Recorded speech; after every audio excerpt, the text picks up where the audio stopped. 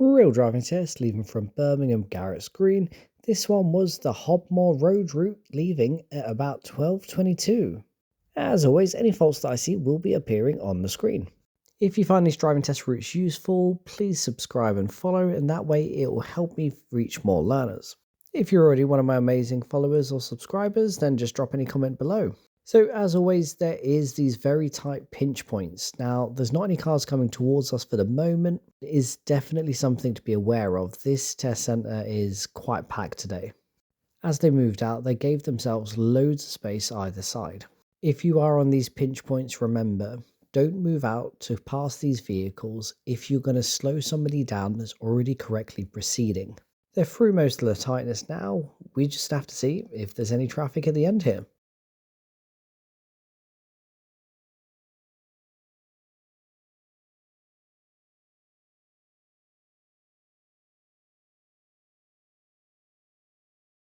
So it's not actually too bad today. There isn't a huge wait and they managed to emerge quite quickly. They're positioned in this box to turn right nicely. You'll notice the vehicles behind had plenty of space and didn't struggle to get past.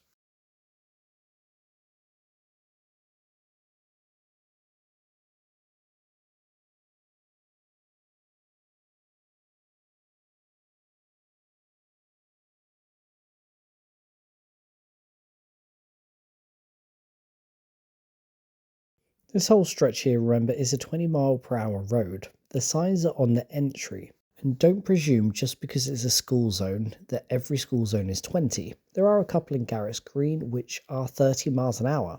Why is that? I have no idea. It's now back to a 30 road. I have no idea why the car behind is waving their hands around frantically. None of the learners in this situation were being hesitant.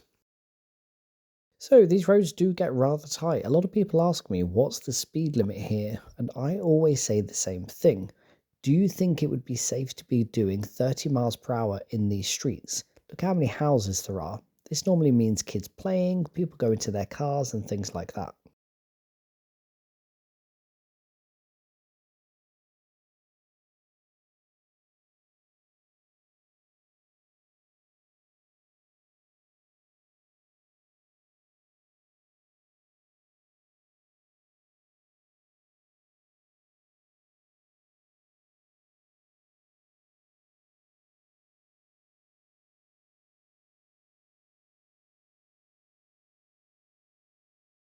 So again on this road there's lots of pinch points. As you enter you need to be seeing if any cars are coming towards you that you're going to cause to slow down.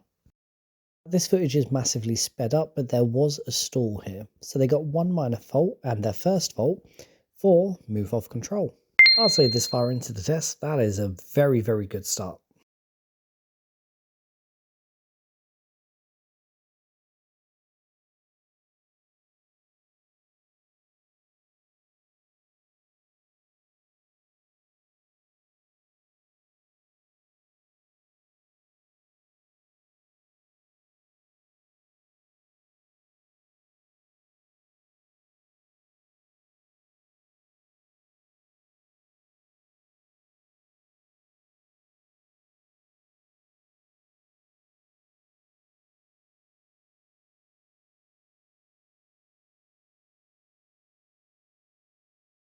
This roundabout may be a little one, but it can get fairly busy.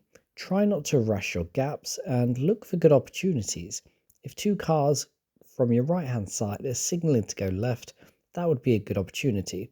If there was just one and there was a car behind it, that's not so safe.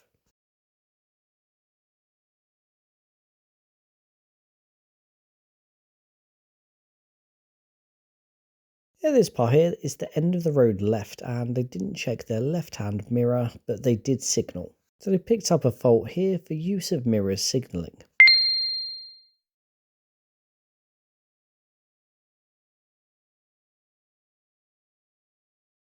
Now we're coming up to the bit which I think is the tricky part. This roundabout does get quite busy. You'll notice there's a bus approaching from behind. They did all their checks, popped their signal on, and then the bus was letting them go. This doesn't class as a fault because you are allowed to put your signal on and see if people will let you out.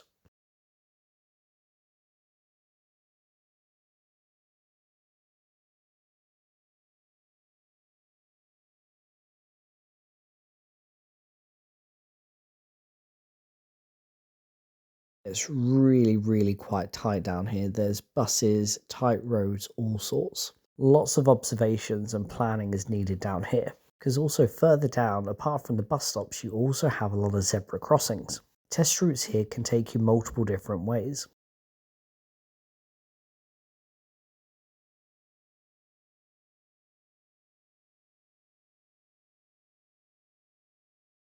As you can see, there is a lot to unpack here.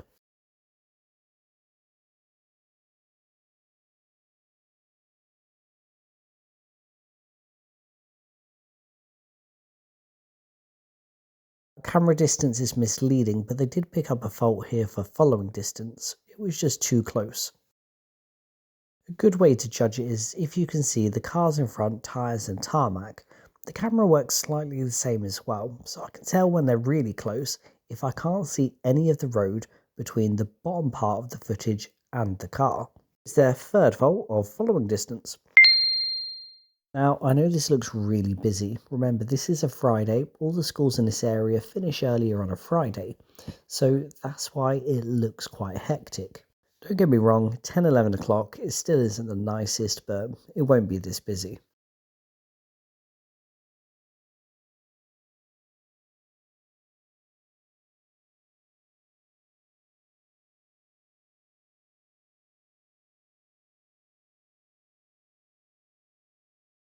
This is where, in my opinion, this route gets a lot easier. There's just a few ordinary roundabouts, not particularly tricky. As they were coming off here, they were a little bit slow with the steering, so they did get quite close to the pavement, so they picked up one fault for control steering. We are now halfway through their test. Carry on with this average, they're on to a winner.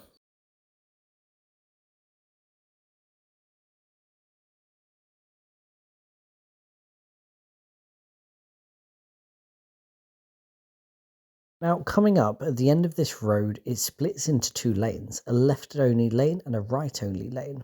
They selected their lane perfectly, and they didn't just shoot out, they made sure it was safe and then emerged.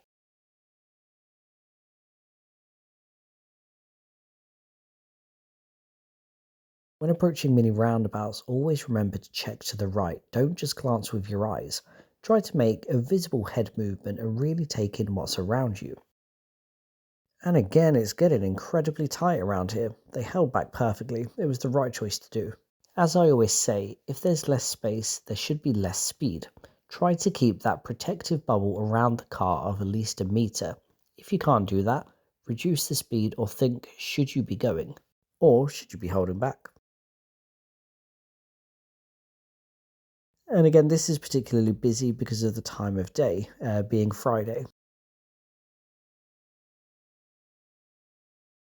And the roads look all clear. Normally from this part it's easy going. Let's see what happens. Now this is the infamous right turn where people run the lights all the time. And remember that video of the student that got the serious fault for turning right here? Yep, you got it. It's this student. Let's see how they handle it. So the video that caused a lot of uproar where they stalled in the middle of the crossroads. It was this student.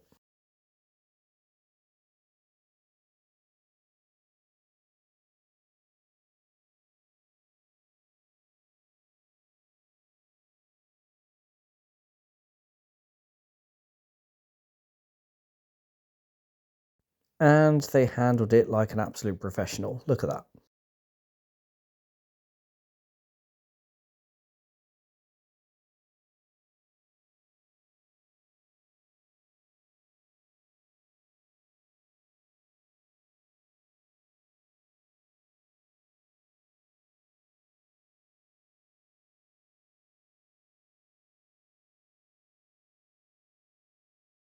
Now, this bit does get really, really quite blind. A lot of people like to shoot out from these junctions, but take your time.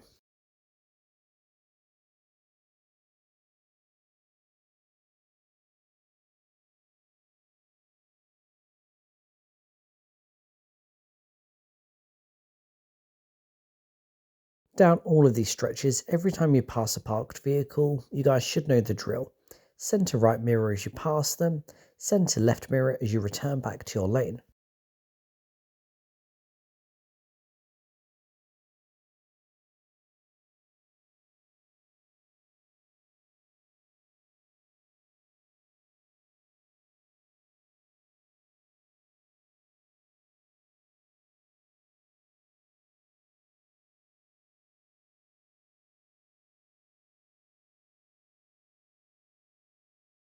Well, this is quite packed today, really, isn't it?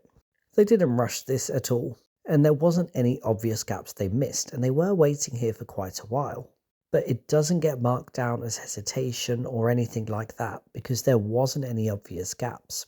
If you're waiting there for a solid 4 minutes and there's no obvious gaps, you won't be held accountable for it being busy.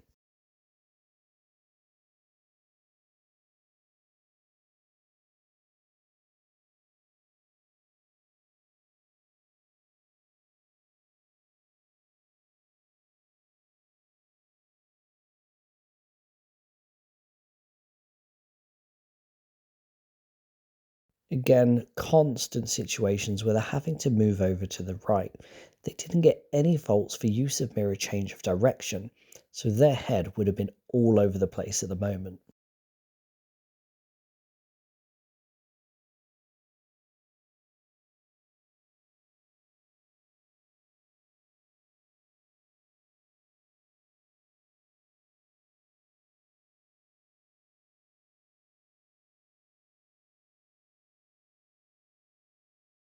Now, there's too many roundabouts here, and a lot of people will be following their sat nav at this point. If you get to these roundabouts, please don't forget to look to the right and make sure it's safe. You'd be so close to returning to the test centre. Don't fail it at the last hurdle for missing the observations.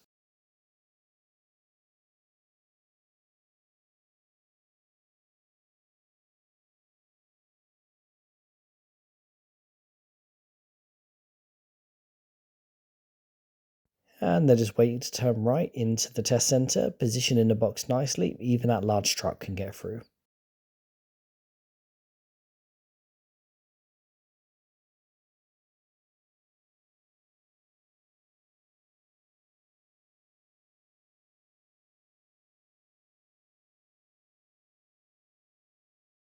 It's how that learner's waiting behind because the obstacle was on their side. Absolutely perfect. I hope they were on test and passed.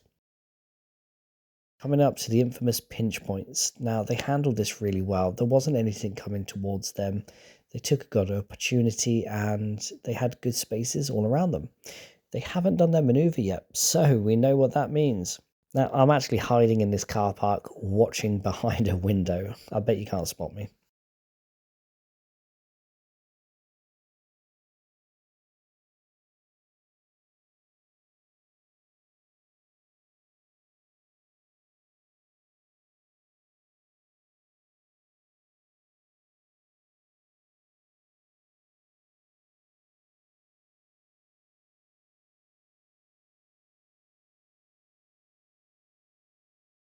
You'll notice there was a shunt forwards. They weren't quite in the lines. I'm not sure why the rearview mirror looks drunk.